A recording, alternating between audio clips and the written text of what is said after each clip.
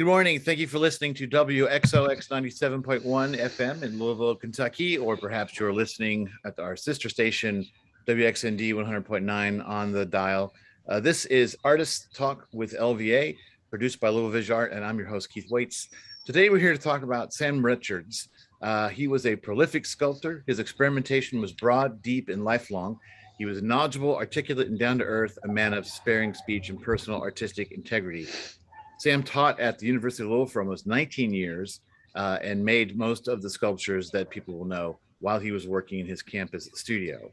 Sam is no longer with us. There is a book about Sam, and Louisville sculptor Fran Kratzok received a BFA in sculpture from the Tyler School, Temple University, and an MFA in sculpture from Reinhardt School of Sculpture of Maryland Institute College of Art. She has taught sculpture and art classes at several colleges in the Louisville area and exhibits regionally. She was married to sculptor Sam Richards, and she has put together this book, and we'll get more into the book. I've got two more people to introduce. Melinda Walters is currently teaching in the Jefferson County Public School System. She received her BA in Fine and Studio Arts with a concentration in sculpture from the University of Louisville, where she studied with Sam Richards. She went on to earn an MFA from the University of Albany, SUNY, before returning to U of L to get a master's in education. John Begley is our last guest to be introduced. He is a freelance art worker, artist curator, art services provider. He was gallery director, assistant professor of art, now emeritus, critical and curatorial studies of the graduate program coordinator for the Alan R. Hite Institute at the University of Louisville from 2001 to 2014. He's now retired, but remains busy. He was also the director of Louisville Visual Art Association from 1983 to 2001, when it was back then where it was in the water tower. And so all of these people have been involved with this book about Sam's work, his life and work. But we're going to start with Fran. And I always like to go back to sort of the beginning, at least the beginning of the book. Fran, what was the first idea, the first thought that motivated you about why this book happened? Well, we had with John Begley, had organized two shows of Sam's work after Sam had died. One was in 2011 and one was in 2013. One of the shows was included almost all of his steel sculpture, and the other showed most of his wood sculpture. And there was an opportunity to make a little catalog for each show, but we didn't have time to do it. So we decided afterwards to combine the two possible catalogs into one. And I kind of wanted to have some other ambitions for it, and John encouraged me to do that. John's a good encourager. Yes, he is. But the book is, there is biographical information, but there's also other essays by people. John wrote an introduction, and who else contributed writing to the book? Well, there's John Begley, of course. There's Melinda contributed an essay because she was a student of Sam's, and she wrote about him from the point of view of having watched him as a sculptor, and she was a young sculptor just beginning. And there are four other former students who wrote from that point of view. One is Scott Massey, who is now in charge of sculpture at U of L. And another is Joe Smith, who's a professional sculptor, retired from a university. He is in Vermont now. And of course, Joe McGee, who you probably know from being now he's painting more than he sculpts, but he studied sculpture with Sam also. Did I get everyone? A cloner. Well, then there's an essay by Jay Cloner, who's retired art historian, from U of L. And he has been very interested in contemporary art, modern art, and futuristics. And he wrote about how Sam's work relates to current culture. Great. Well, John, I'm going to turn to you now for a second. So in the introduction you write in the book, you say that you first met Sam or got to know or worked with Sam in 1976 before you would even come to Louisville. And I believe you had a show at the New Harmony Gallery when you were the director there. Help us let's understand, like, what kind of sculptor was Sam Richards? Where does he fit into the larger landscape of American sculpture in the period in which he was working? What does he represent, and what was his importance in this community, in this region? Well, at the time, the first time I met Sam, it was these constructed steel sculpture. They were, you would call, I guess, formalist, in the sense that they weren't figurative or involved with storytelling in that sense, but they were constructions that relate a lot of sculpture that was going on across the nation at that time.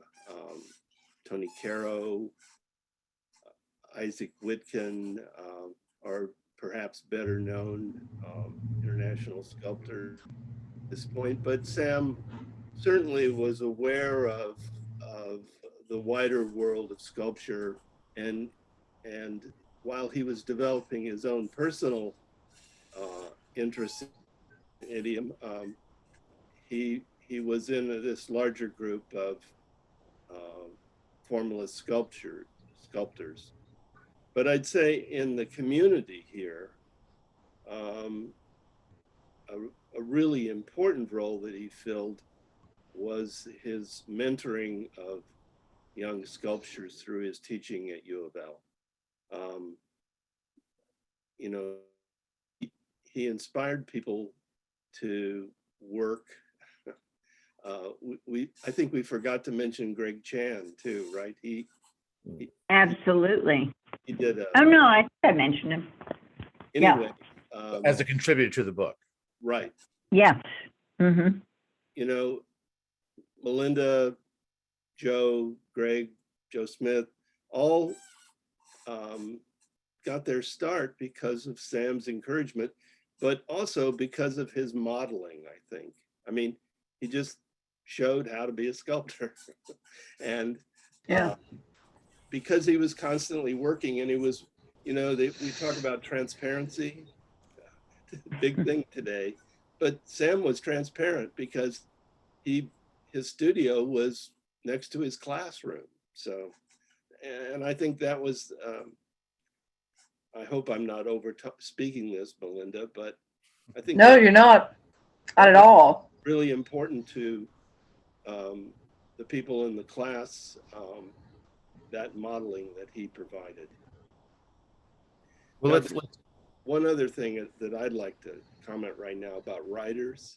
Mm-hmm. The main writing in this book is Fran. Yeah, I want to. Yes. And what I think is really wonderful about the book is that she's doing what Sam did in the sense of modeling how a sculptor goes about making sculpture. I mean, she talks about the things that were important to Sam, not in a theoretical or an art historical particularly way, although it relates and it's there. But she talks about how you put parts together, how you make meaning by joining two pieces of metal or a bunch of wood, or painting a color partially on a place but not everywhere, and how the two are joined. So those are, I think, really valuable things for gallery visitors, viewers, to to understand and look at it. And I think this book really helps them do that. If they come in and they look at Sam's work and they think about what Fran has said about syncopation or connections or things like that that are topics in the book, they all of a sudden see that these are statements of meaning that, while not figurative or historical, still are important to how you relate to the world. Right. Well, the book is called Seeing Sam Richards' Sculpture. It seems very clear that there's an intention that's different from just the usual sort of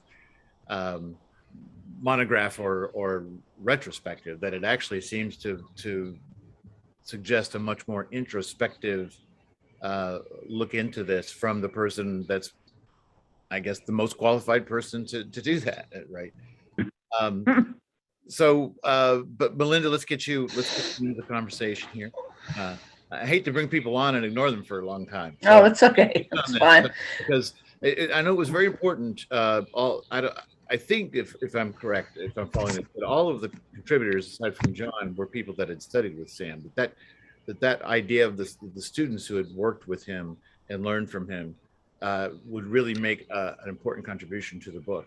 So you went to U of L and studied with him. So right.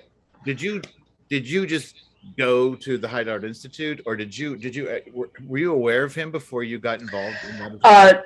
No, I wasn't. I had gone to Western my first year and decided that, and it's my sister, because they had that Alan R. Height scholarships available, and I wanted, so my older sister, there were two other sisters of mine. We were all in the art department at the same time. So my older sister had gone to U of L and she had gotten a scholarship, and I thought, hey, I want a scholarship too. So I left Western, which seemed to be kind of out in the country, and I was brought up in Shelbyville, as a little farming town, so I kind of wanted to go to the big city of Louisville.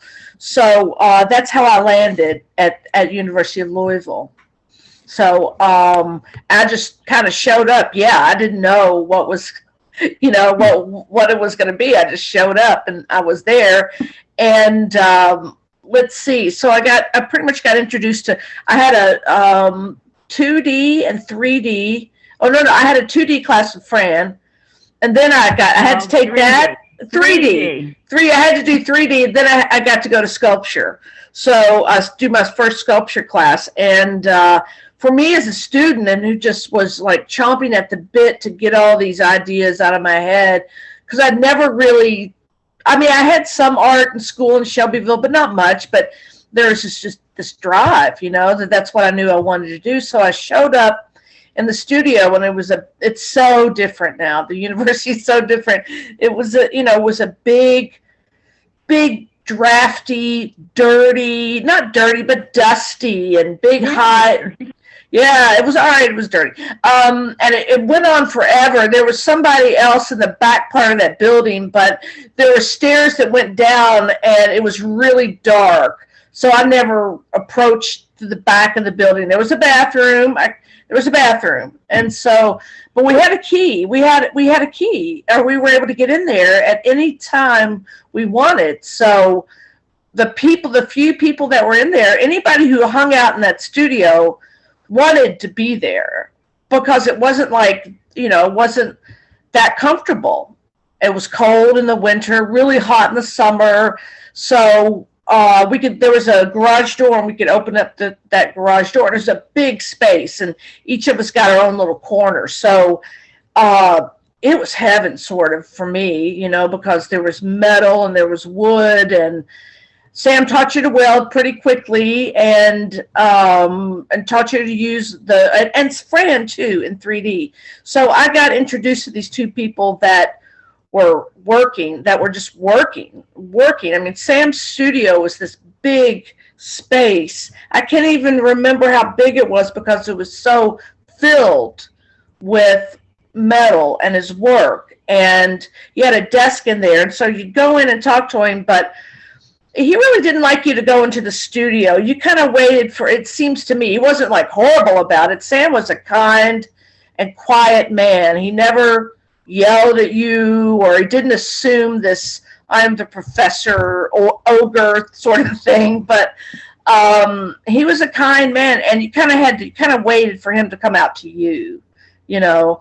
And I wasn't doing metal work, but Sam, I learned to weld though, and some metal work I did, but I think I was using wood and plaster and all sorts of things. And Sam was, as long as you were working and you were genuine in some ways, Sam supported you. Both Fran and Sam supported us as students. So we had this cool little community there, but people worked. You know, you went in and you talked, you said hi, blah, blah, blah. And then you worked, and that was great for me. That was really incredible. And so Sam was quiet, and he would come to you. You kind of let him come out of the studio, and he would come to you and talk. And so, yeah, it was like, it was great for me, just being able to go in there and start. And there was wood from all over the city and from the falls of the Ohio, and there was all sorts of metal, and Sam and Fran were so knowledgeable about art and art history, and the things they showed us in class were contemporary and then ancient. And I mean, it was so cool. It was really a vibrant time for me, and I got to just go and start, and I got good feedback. You know, I think Sam and Fran appreciated that you were there working, because we saw Sam, we saw Sam. Fran's studio wasn't there, but Sam was always there in the hottest of days. I mean, some of those days were so hot, and he was welding with a stick welder, which is really hot, and grinding. Oh my God, metal is so dirty. I love metal. I'm still working with metal, but as a small gauge, non-ferrous stuff. So anyway, metal's so dirty, and but he just did it, so it was a really, again, a wonderful, vibrant time for me as a young sculptor. Well, all the things you're saying really resonate with me. I was a student at the Louisville School of Art, and when it closed, and we went over to University of Louisville, and I did not have a class with Sam. I did meet him, but that sort of the sense of community in an art department, and I don't know if it's like that in other departments, but I think you're right. The environments and the spaces, it's so different from the classrooms and lecture halls of people doing other things. Mm-hmm. They're not so lucky. But and I haven't explored all the different spaces at U of L the way I did back then. But I remember, you're right. It was a funkier place. Like, they've built a bunch of new buildings and stuff now. But yeah, it's all gone. Yeah. It was sort of like the art department was in a little place that the university had kind of ignored and just let it be itself. Yeah. I mean, I don't mean to be critical of the university. No. Yeah, no. The environment I think you're talking about that was very raw. And it was perfect for sculptors, perfect. Did you feel like, did you, the way you're talking to me, it sounds like your sense of yourself as an artist was really formed under Sam. So I was going to ask if your work changed, but it sounds like he was really formative. Well, he was formative in the way, for me, my work is not like his, but he was formative in the way that he was a kind man, and he had no dogma. The dogma wasn't for a certain type of metal work that he was doing, so he let you develop in your own way and gave you constructive criticism, smart criticism that talked about the work in a very intelligent way, and I was open to it. So I learned a lot from him. And I think many of the U of L faculty at that time I learned so much from. I really felt that I sort of lucked out by going to U of L at that time, because all my professors there I really liked. But Sam, but Sam kept his distance. He was always professional,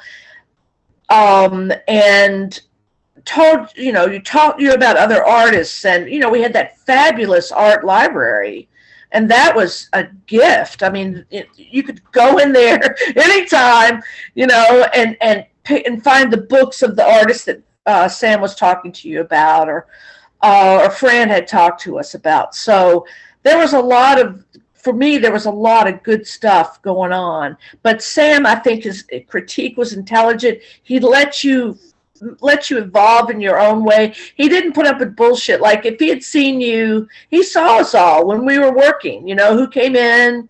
So he knew if you were there or not outside of class. So he wouldn't do anything like, you come in, you haven't been there at all. So you put something together overnight, you do an all-nighter, and then you come and present your piece, and he would be like, I mean, he might not say that outright, but he would know, and he might, say some things that make you want to slink away, but not mean things, just like he wouldn't spend much time with you because he knew that you had just kind of done the piece overnight.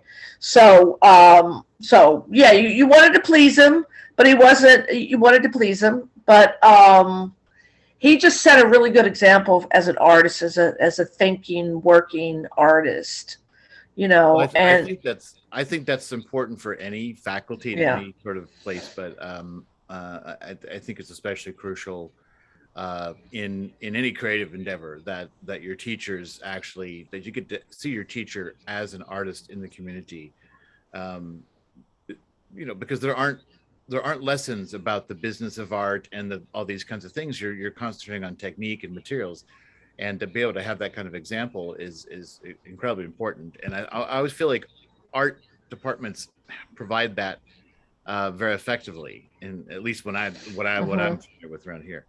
Fran, let's go back to you for a second. So let's talk about, so Melinda's talked about the impact on her, but so what was Sam's impact on you as an artist, or like what was his impact on you as an artist? Well, I'll tell you, I think for both of us, we didn't really separate being an artist and being a person. Mm-hmm. So I would definitely say that whatever impact he had on me as a person went over into my growth as a sculptor and vice versa. And I had somewhat of an effect on him as well. But he was, when I met him, I was an undergraduate and he was a graduate student. And, I was just feeling my way into sculpture. And he was, at that time, just really getting into his own. And always, as he continued to be, he was always experimental with his work, and he was constantly doing it. And, I sort of had the same approach as to studying sculpture, just being there in the studio all the time, trying new things. And he did teach me to weld. And of course, that was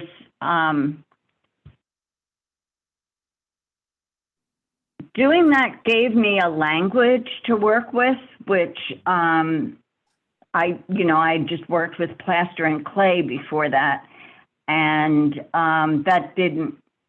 those kinds of things interested me, but they weren't really helping me to structure form in a way. So once I started to weld, I could develop a little quicker and be a little more playful and still have logical structure. There's a logic and an illogic that you get to play with when you're working with steel. And, later on, I went into using wood and in a much different way, as did Sam, but he kept going back and forth between steel and wood. So, and we just constantly were going to art museums and getting books about different sculptors. So, it was a back and forth kind of thing. Well, so let's focus again on the book for a second, because you how long did you work on this book? When did you first have the idea to do the book? Well, we first discussed it actually in 2013. So that was, what, 9 years ago. Right. So John was very helpful. When these two shows, Constructed Steel Sculpture and Constructed Sculpture Part 2, took place at U of L, he was very helpful in giving me a little extra time afterwards to have Jeff Carr, a local photographer, photograph all of Sam's work that was in those shows, and I think maybe a couple of pieces that weren't. So at that time, I was able to photograph everything, pretty much everything that I had of his work. So that was the beginning of it. And for the next couple of years afterwards, I tried to just identify what the pieces were, where they were, go through Sam's slides and try to find out what else there was. So there was a lot of cataloging. There was a lot of just that sort of, I guess drudge work Clerical, to it. and heavy, well, to me, what would seem like heavy duty IT work, typing things into metadata, which I found someone who is very good at that.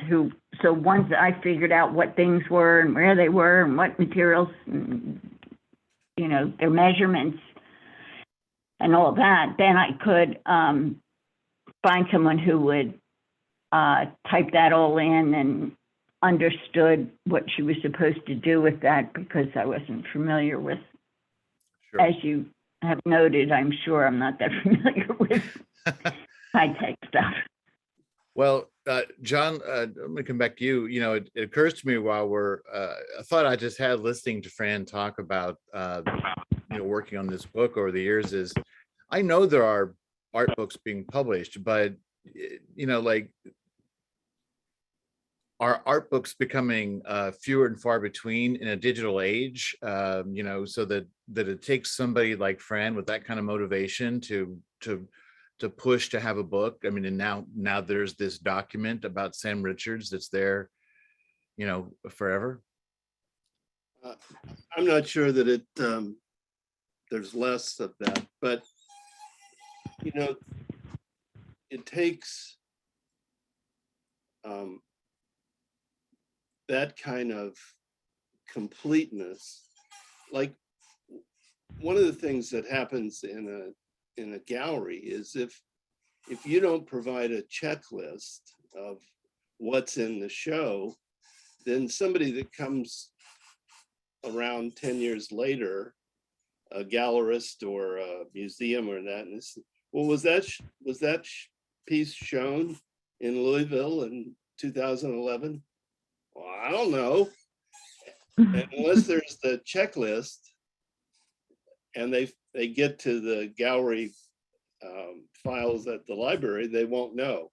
And I mean, and you say, well, why would somebody ask that? Well, as gallery director at U of L, I had people coming to me and asking that question, and sometimes I could answer it and sometimes I couldn't. And sometimes the announcement would say Sam Richards Constructed Sculpture, April 2nd to May 31st, and no year.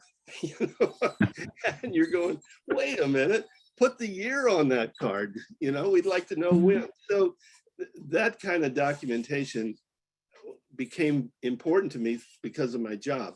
And then Fran, when she started getting this, she was obsessive about getting it right. So that, what size it was, because that's the other thing about photograph, is it's amorphous unless you can check with it and find out, well, it's 60 inches by 78 inches. Well, that's a lot different than 3x4x6, you know, I mean, so having that information compiled was really important. And, you know, the thing, not just a checklist about the exhibitions, but pretty much Sam's start to his finish, you know, and the book carries that. I mean, it's a catalogue de raison in lots of ways. It has his vita, his life in art.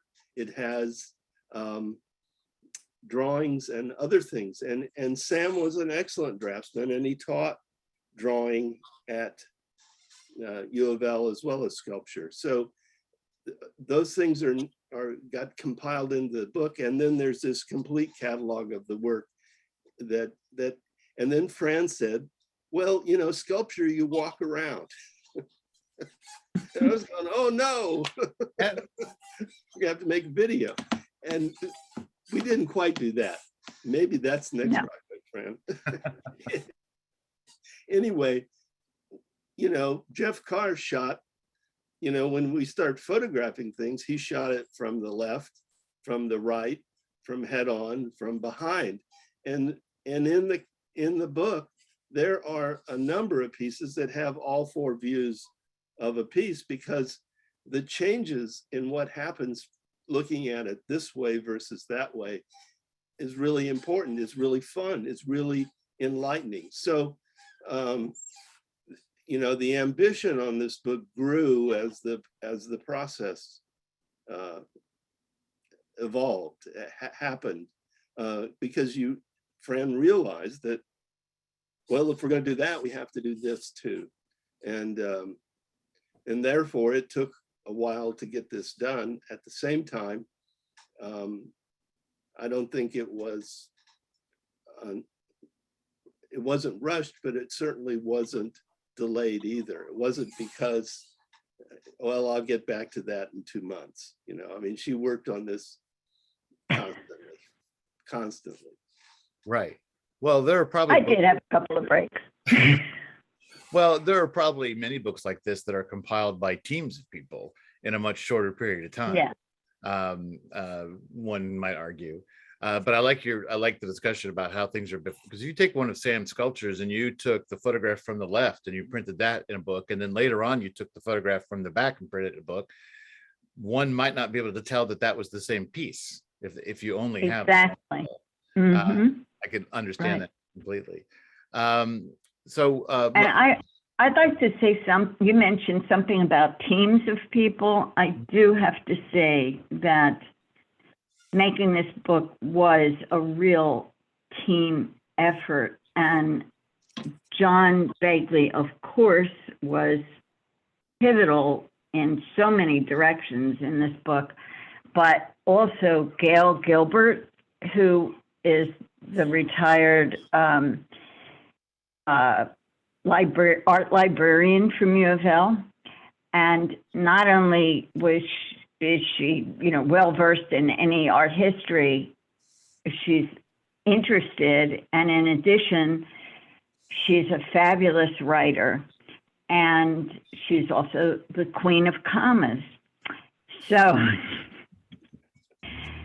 we worked very hard for many years on getting the language right. And since she herself is not a sculptor, I could use her ear and her understanding of things to find out whether or not I'd actually written what I meant. And it was great. And both of these people were very, very wonderful to work with. Well, I had Gail Gilbert on the show a while back in connection to Julius Friedman project. And of course, everybody in town knows that John Begley is your go-to walking encyclopedia of art history. Well, make it up. Well, but that's one of the things, is there's not many people who are in a position to contradict you either. Longevity for you. Well, I've got to wrap it up now, but I want to thank everybody. So Fran Kratzok, eminent sculptor and art instructor, Melinda Walters, who is a teacher. What school do you teach at, Melinda? I'm a special ed teacher. I teach at St. Joseph's Children's Home. Okay, all right. And former student of Sam Richards, and John Begley, who was a colleague of Sam Richards, curator. You guys, well, you didn't overlap at U of L, did you, John, or did you just barely? No, not directly. Yeah. Yeah. But you had worked with him through a lot of that period. Yeah, I taught a couple times. Well, you know, I met Sam in '76. So there is some over there. Yeah. Well, but the reason they've all come to talk today is about Sam Richards, the sculptor, and the book that's out now called Seeing Sam Richards Sculpture from Old Stone Press, correct? The local publisher here, our friend John Clark. And the book is by Fran Kratzok and an entire team of people. And it is available wherever fine books are sold, as they say. And so locally at Carmichael's. And thank you, Fran and Melinda and John. Thank you. Thank you, Keith. Thank you, Keith.